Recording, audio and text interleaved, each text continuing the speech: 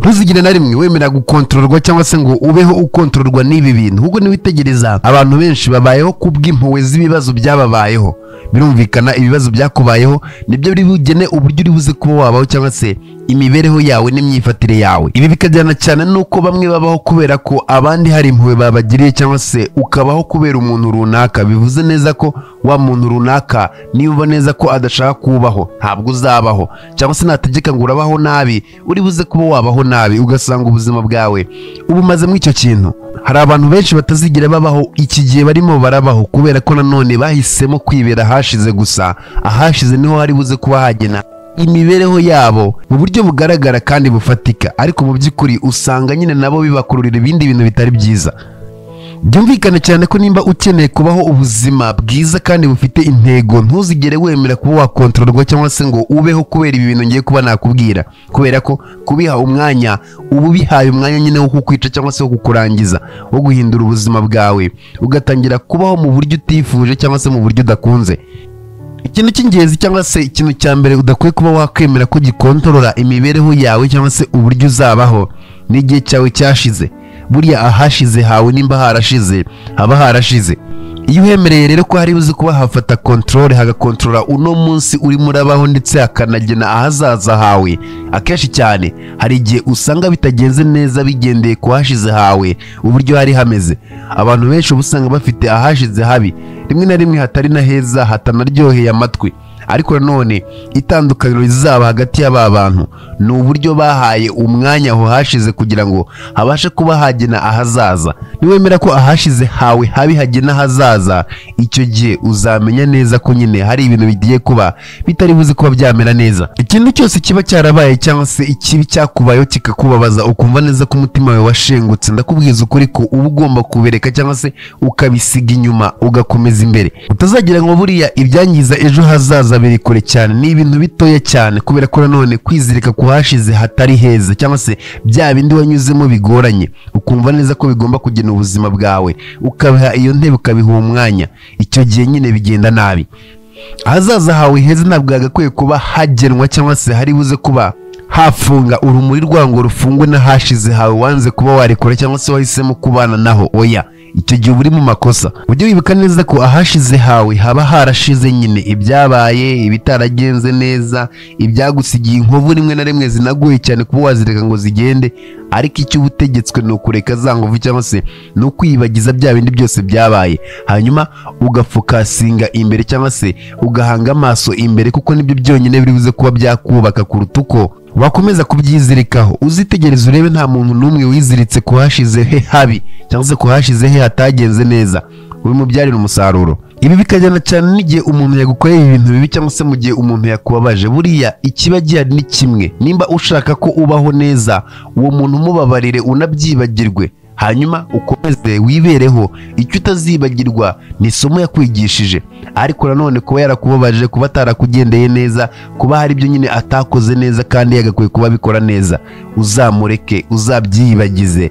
Ubwo nibwo buryo bwonyine bwo gutsinda, aho ubone numva neza ko ugomba kuba wamara igihe cyangwa se ugomba kuba yakugiriye nabi. Ndakubwiza ukuri ko uzabitekereza, wongera ubitekerezeho nanone ubiburire igisubizo. Ujye uhora iteka ryose wisanga uri mu ibyo bintu gusa. Icy'ingenzi buriya iyo umuntu akugiriye nabi hanyuma nawe ugahora iteka ryose wumva ufite inzika yo kumugirira nabi, nawe icyo gihe aba atsinze, kuko icyo uzajya ukora cyose uzajya ugikora werekeza kugira ngo umwemeze cyangwa se ugira ngo ushake uburyo nyine uri bumwereke ko icyo yakoze ntacyo kigeze kigukoraho. Usanga nyine urimo urabaho ubuzima bwo kwihorera gusa. Uburyo bwiza bwo gutsinda, nimba ushaka gutsinda tangira wige gufokasinga kubaka ahazaza hawe, ndetse nanone ubitangire none, ndetse nanone ubitangire uno mwanya turimo turavugana. Ubwo nibwo buryo bwonyine bwo gutsinda gusa, ahubwo kumva neza ko umuntu nimba yarakugiriye nabi nawe ugiye kuba washaka uburyo uzamugirira nabi kugira ngo amenye neza ko nawe wabimukorera. Reka ntabwo ibyo ushoboye byose uba ugomba kubikora, cyane cyane ibyo bintu ari bibi. Ntabwo ukwiye kureka ibyabaye cyangwa se bya bintu byagiye biba mu buzima bwawe byarangiye ngo byangize uno munsi w'aka kanya cyangwa se byangize kino gihe urimo urabamo, kubera ko iyo bicyangije bicyangiza nabi, kandi ikibi cyabyo nta nubwo byangiza uno munsi gusa. Bivuze neza ko nimba wagaruye ibyashize ukabibamo mw'uyu mwaka cyangwa se mw'iki gihe, birangiza n'ejo hawe hazaza. Bivuze neza ko uburyo bwiza bwo kubyihunza ni ukubirekera nyine aho hashize, ugafokasinga kuri uno munsi. Umunsi wawe n'uyu nguyu, igihe cyawe ni iki ngiki. Tangira wige kubaho byuzuye, wige kuryoherwa n'igihe ufite mu gihe ukigifite, kandi ugikoreshe neza uko gikwiye kuba cyakoreshwa. Aho ubundi bwo uzasanga wataye igihe ku bantu rwose ubona ko badakwiye kuba batabwaho igihe. Ikintu cya kabiri, ntuzigere na rimwe ureka ibitekerezo by'abandi bantu cyangwa se iby'abandi bantu wumva neza ko wagakwiye kuba ukora, hanyuma ngo ubireke biri buze kuba byakontorora ubuzima bwawe. Bivuze ko nkanjye Oliver, niba nshaka gukora ibi ngibi biri mu nyungu zanjye, cyangwa se nkumva neza ko wakitwara gutya kugira ngo numve neza ko kwishimiye, nawe ukabikora gutyo, ariko mu by'ukuri wumva neza ko bitaguha amahoro utanabyishimiye, ntuzigere ureka cyangwa se ngo wemere ibyo bintu. Witegereza ibyo ngibyo bizagukorera, bizatuma unyura mu nzira wumva neza ko udakeneye kuba wanyuramo, ariko ubona urimo uranyuramo, ariko ubikora utabishaka, ubyihatiriza, ariko ubikore. Mu by'ukuri icyo bizakubyarira nanone ntabwo uzigera ukishimira kuko wabikoze utabishaka. Ikintu bita gushimisha abantu cyangwa se gutuma abantu biyumva neza ni ikintu ukwiye kuba wakirinda ku giciro icyo ari cyo cyose bizagusaba. Ntuzigere na rimwe ukora ikintu ugira ngo ushimishe abantu, kuko bibagirwa vuba. Kandi buriya ugiye nko muri stade yuzuye, cyangwa se ukajya nyine muri stade Amahoro, ukareba wenda ibihumbi 400 cyangwa se sinzi abajyamo, ukareba abantu bose barimo, nibwo uhita umenya neza ko ntabwo washimisha umuntu. Nubwo washimisha njye nkishima, ntabwo uriya uzamushimisha, ntabwo uriya uzamushimisha. Bivuze neza ko bizahita bikwereka ko umuntu w'ingenzi ukwiye kuba washimisha ni wowe wenyine, abandi ubihorere. Bivuze neza ko guhera uno munsi uzajya gukora ikintu ujye wibaza ati, ese koko kino kintu ngiye kuba nagikora kubera ko ngewe nkunze kuba nagikora, cyangwa se ngiye kuba nagikora kubera ko uriya nyirakanaka cyangwa se runaka ashaka undi uze kuba nakora iki kintu. Hanyuma nusanga uri kugikoreshwa na influence z'abandi nta nyungu bifitemo, icyo kintu uzakireke. Ntabwo ukwiye kuba wabaho uri wa muntu utinya iby'abandi bantu bari buze kuba baguciraho urubanza, cyangwa se iby'abandi bantu bari buze kuba bakuvugaho, kuko buri muntu wese aba afite ibitekerezo bitandukanye ku kintu runaka. Hari impamvu rero wavutse umeze gutyo, hari impamvu wavutse utandukanye, byose biba bihari rero kubw'impamvu. Iyo mpamvu rero uba ukwiye kuba wayimenya, nuko utandukanye n'ibyo ugomba kuba wakora. Nanone ntabwo bigomba kuba nk'iby'abandi, kubera ko nanone ntabwo uri nk'abandi. Uzitegereze buriya iyo ubabara wenyine, ibyo unyuramo binyuramo wenyine, kabone nubwo mwaba mwaravukanye muri impanga muri babiri, nugira ibibazo umva niwe uzahangana nabyo. Icyo ni ikikwereka ko nubwo mwaba mwaravutse muri twins, ariko still uba uri wenyine. Umubabaro wawe, agahinda kawe uzakanyuramo wenyine. Niyo mpamvu nanone ugomba kuba wowe.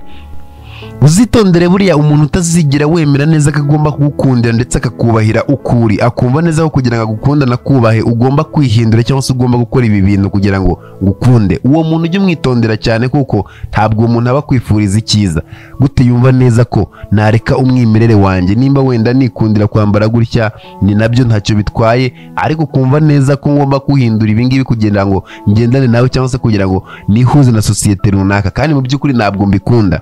Uwo muntu uzajya uguhatiriza ibyo ngibyo niwitegereza neza, uzajya usanga nyine ashaka ko wisanisha ngo ubeho nk'abandi, ube utari we. Kubera iki? Ntugahindure ubuzima bwawe cyangwa se ngo wangize ubuzima bwawe kugira ngo ujye muri background, cyangwa se kugira ngo ugende mu mico y'abandi bantu. Kuko niwitegereza neza uzasanga abarimo aragufosinga ngo ube nkabo, wenda bafite iyo bakuye ibyo bintu, wenda ni ibyabo bya kera bakojeje, nawe akumva neza ko ibyawe ugomba kubereka kugira ngo nanone umere nk'aba bantu. Diya icyo gihe buriya ujye witonda cyane, kuko aba ari umutego mubi kandi ukomeye. Ugomba kwaka ukamurika mu buryo bwawe. Rero babandi bumva neza ko bagomba kuba bagendana nawe, bazabona urwo rumuri mu buryo nawe urimo urashaka kurwerekanamo, bazabona urwo rumuri mu buryo nawe urimo urabigenza nyine. Niyo mpamvu rero tukajya uha umwanya cyangwa se ngo utekereze cyane kuri abo bantu babiyumva gutyo. Ikintu cya gatatu nacyo cy'ingenzi cyane, ntuzigere na rimwe wemera ko ubuzima bwawe buzakontororwa n'ibyo wumva neza ko utakwiye kuba wagarukiraho. Ikintu cya gatatu, ntuzigere wemera ko ubuzima bwawe nanone bukontororwa n'ibintu wumva neza ko utarengaho. Ni hahandi uba usanga wenda mu muryango wanyu nta wigeze ukira, nta wigeze ugura imodoka, ugahita uvuga ati ngewe si uko kuba nagura imodoka bigakunda, ukumva nyine ko ugomba gukora hakagira aho agarukira, mbega nyine hari aho utarenga, utakora nyine byagenewe abandi. Icyo kintu ntuzigere ugiha umwanya. Abantu benshi bafite limitation, bafite byinshi cyane bashobora kuba bakora, ariko nanone ntibabikora kubera iki? Hari ibintu nyine bishyizeho bagomba kuba bagarukira. Hari imyizerere, hari ibyo wumva neza ko utakora, hari ibyo wumva neza ko utahotaho umwanya, hari ibyo wumva neza ko nyine byagenewe abandi, ukumva ko ariko bimeze. Ariko dia ndagira nkubwire neza ko buriya buri cyose kiriho, icyo usabwa no gutera intambwe ukagenda ukacyakira cyangwa se ukakibona mu buryo kimeze, ariko nta hantu na hamwe uzitiwe. Buri terambere ryose warigeraho, buri mafaranga yose wayabona, n'ubushake n'igihe kugira ngo ibyo byose bigerweho. Impamvu rero ibyo ngibyo biba, hari igihe usanga wowe ku giti cyawe warishyize ku ruhande ba bantu batigeze bagira inzozi zagutse, cyangwa se ba bandi batigeze bagira ku nzozi zabo. Iyi niyo mpamvu rero nanone buriya uba ukwiye kwirinda cyane kugendana n'abantu bakuze ariko batigeze bagera ku nzozi zabo, kuko nta kindi kizaba kibuzuye uretse amaganya no guhora iteka ryose bavuga ati byaranze, kandi nyine ni nako bimeze, nta n'icyo wabihinduraho. Ugasanga uri mutoya urabakurikiza, urumva inama zabo, barakuze byarabananiye, ariko ntibivuze neza ko bizakunanira wowe. Abo bantu ukwiye kubaho umwitangirizwa, ukabareka bakabaho ubuzima bwabo nk'uko babishaka, nawe ukabaho ubuzima bwawe uko bukwiye kuba bwabebwaho kandi neza bwuzuye, ndetse ukagendana nabo muri mu rugero rumwe, muhuje inzozi, mwumva neza ko mwaguruka mukagera kure. Birumvikana cyane nawe hari igihe uba uzi neza ko hari aho nyine utagomba kuba wagarukira bigendeye wenda ku mafaranga, mu butunzi n'ibindi, ariko nanone ibyo ngibyo ntukajya ubiha umwanya, ujye ubicecekesha, hanyuma ureke ya spirit, ya myumvire yo kumva neza ko ugomba gutumbagira aba ari izamuka yicare ku ntebe kuruta uko iyaho ugomba kuba wagarukira igomba kuba yagufata ikagutegeka, cyangwa se ikumva neza ko ugomba kubikora nyine nk'uko ishaka. Niwitegereza buriya nta kintu na kimwe gikorwa n'umuntu nawe ubwawe utakora. Biranashoboka cyane ko wakora n'ibindi birenze, ariko abantu batazi neza ko nyine bibaho. Bivuze neza ko bivumburwa n'abantu, ibikorwa bikorwa n'abantu. Icyo usabwa ni kimwe, ni ubushake. Ubushake nibwo bushobozi. Nta kintu na kimwe utaba mu gihe wowe ubwawe wiyizereyemo. Nimba wumva neza ko wizeye iki kintu, ushaka iki kintu, birabishoboka cyane ko wakigeraho byihuse. Buri cyose buriya kiba gishoboka, ikiba gisabwa ni kimwe, ni uguhindura imyumvire yawe n'ibyo wumva neza ko ukeneye, ukanahindura imikorere. Gutekereza wibaze ibyo wakabaye ugeraho mu gihe wizera neza ko buri cyose gishoboka, mu gihe wumva neza ko byose bishoboka ari ubushake nyine bwawe. Gitekereza icyo wageraho. Byumvikane ko buriya hari ibitangaza byinshi bishobora kuba byaba mu gihe wabyemereye, kuko nanone nimba hari ibyo wumva neza ko utageraho, cyangwa se nimba wumva neza ko hari aho ugomba kuba wagarukira, bivuze neza ko ibiri aho ngaho wumva neza ko ugomba kuba wagarukira ntabwo uzigera ubibona. Ariko niwumva neza ko uzaharenga kuko ubifitemo ubushake.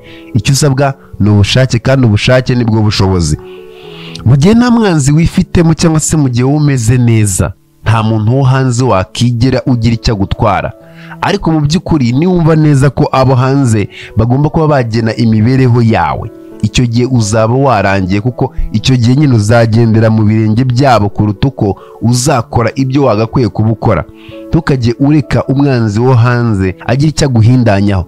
Jya umureka akora ibyo akora, ashyiremo akabaraga, ariko mu gihe wumva neza wowe kuri safe kandi wakora ibyawe bikaba successful, icyo gihe ujye wicara utuze. Buriya umwanzi mubi ni wowe ubwawe mu gihe uri muri yanga, ariko mu gihe ucyumva neza ko wifitiye urukundo, undi wese kukwanga biba bimureba, nta n'icyo yagukoraho. Ikibi ni ukwiyanga dia. Ndakubwiza ukuri ko nimba indani muri wowe nta kintu na kimwe ufite cyagusubiza inyuma, nta muntu uzava hanze uzazana icyo ari cyo cyose kiri buze kuba cyagusubiza inyuma, kuko hari ibyo wifitemo nyine. Ubuzima bwawe bushobora kuba bwahinduka mu gihe gitoya, mu gihe wumva neza ko wowe ugomba kuba wahindura mindset, cyangwa se imitekerereze yawe. Hindura imitekerereze yawe, hanyuma urebe uburyo ubuzima bwawe buguhindukirana. Buriya niwitegereza, nimba ushaka kureba byinshi uzabona ibyo byinshi kuko nyine wabishatse, ariko nanone niwumva neza ko udashaka kureba ibyo byinshi, nanone ntabwo uzigera ubibona. Buri kimwe cyose kirashoboka, ahubwo ikibazo witeguye cyangwa se urashaka kuba wareba icyo kintu. Ibi bivuze neza ko nimba warahisemo kubona circumstance cyangwa se ibintu bitameze neza, bya bindi bikugora nkaho ari umugisha cyangwa se nkaho bigiye kuba byaguha isomo, birumvikana cyane icyo gihe nyine uzaba wabaye umutsinzi cyane kuruta wa wundi uri bibone mu isura yayo mbi nyine. akavuga ati okay, nimba ibintu bimeze gutya rero nta kindi kintu kirimo kiratuma bimera gutyo, ni ukugira ngo bibashe kuba byantsinda cyangwa se bibashe kuba byanshyira hasi, ukabifata gutyo ukabyakira muri ubwo buryo, icyo gihe nyine bizagukorera icyo ngicyo wabihisemo cyangwa se uko byumva, kuko niko wahisemo kubyakira. Ugomba kurwana umurwano wawe kandi uwuzi neza, unumva neza ko ugomba kuwutsinda ku giciro icyo ari cyo cyose bigomba kuba byagusaba. Aho buri numva neza ko atari uko bimeze, bizagorana cyane, kuko hari ibibazo byinshi, hari byinshi cyane bikura imite cyangwa se bituma wumva neza ko utagera iyo ugomba kuba wajya. Ariko ubushake nibwo bushobozi, nicyo ushaka uzakigeraho ute, hanyuma ukumva neza ko ntawe ugomba kuba wagarukira, ibindi bizakunda. Ikintu cya kane ni ikintu bita relationship cyangwa se ibintu bijyanye n'imibano, uwo mukundana, uwo mubana, ibintu nk'ibyo ngibyo. Ibyo bintu nabyo ntuzigere na rimwe wemera ko bigomba kuba byakontorora ubuzima bwawe. Ntabwo wahora iteka ryose wumva neza ko ukeneye umuntu runaka kugira ngo wumve neza ko wishimye, cyangwa se ukeneye umuntu runaka kugira ngo wumve neza ko uri complete, cyangwa se kugira ngo wumve neza ko wuzuye. Niwitegereza iki gihe nta kindi kintu uzaba ukoze, uzaba ufashe nyine ibyishimo byawe n'ubuzima bwawe ubishyize ku wundi muntu. Rero kubishyira ku wundi muntu bivuze neza ko ni uri buze kuba wagena uko bigomba kuba byamera. Niba neza ashaka kukubabaza arakubabaza kandi koko uranababara. Niba neza ko ugomba kuba wabaho gutya urabaho gutya, kubera ko ari wenyine wabimayemo uburenganzira, ariko ntabwo ukwiye kuba waha umuntu ubwo burenganzira kuko ntabwo bikwiye. Hari ikintu ugomba kwikuramo ndetse ukanisibamo, byaba ngombwa ukanakibagirwa. Kubaho wumva neza ko utabaho utari mu mubano, cyangwa se ukumva neza ko kugira ngo ubeho neza ugomba kuba uri mu mubano. Ntabwo ibyo bintu ari ngombwa, kuko nanone nubyumva gutyo icyo gihe bizaba byagorana cyane kugira ngo uve muri iyo mitekerereze, kubera ko ukeneye byinshi cyane bireza ibyo ngibyo.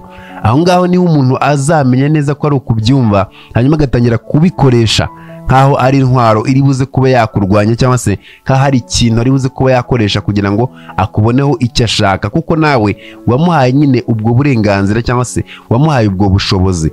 Ariko mu gihe utamuhaye ubwo bushobozi, ndakeka neza ko nawe atazigera agira icyo kintu nk'icyo ngicyo, kuko nyine ntacyo wamuhaye. Ugomba kurema ugakuza cya kintu ku buryo nyine udakeneye abandi bandi kugira ngo wishime, abandi baze mubane nta kibazo, ariko nanone ntabwo ari byo shingiro ry'ibyishimo byawe.